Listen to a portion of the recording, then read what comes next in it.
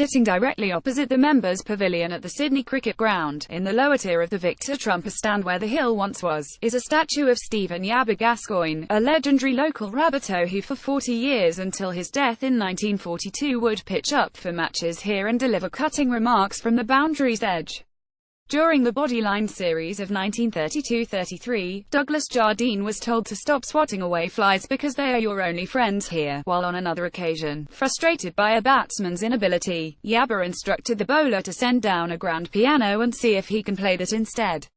Immortalized in bronze in early 2008, he still sits there on the front row with his hand to his mouth getting stuck in a nod to the grand old Australian tradition of barracking.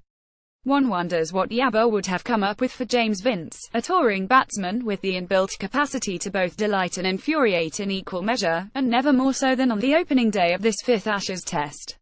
For 82 minutes Vince, as he so often does, looked the part, dispatching the bad balls like Jardine versus the local insect population en route to a 25 that can be added to the list of magnificent yet maddening innings.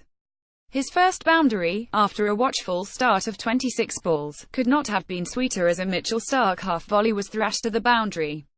The left-armer, on his return to the side after a heel injury and a little down on pace from the first 3 tests, was taken for a couple more in the next 5 minutes, both uppish but still murdered, while Pat Cummins, a bowler wonderfully defying all pre-series predictions about his fragility, was deliciously pulled in front of square.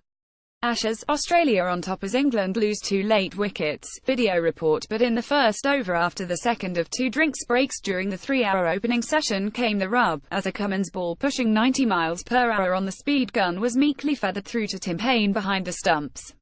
It was the widest delivery Vince had received, the cut shot was fully justified, and yet it just felt such a predictably tepid demise. Yabba, watching on from third man, would have had the perfect view of this latest Vince nick, the 11th of his 16 dismissals to seamers at test level, to be caught between keeper and gully, and likely offered up a word or two to the number 3.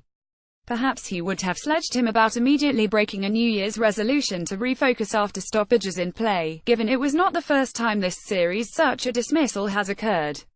Much of Vince's Ashes report comes down to what might have been in Brisbane, when on 83 he dropped one into the covers and called for what proved a suicidal single. Since then there has been only one half-century, a promising 55 in Perth, ended when Starc gave him the biggest crack problem since New York in the 1980s, but had a century come on the opening day of this campaign, who knows what it might have done for the 26-year-old's confidence.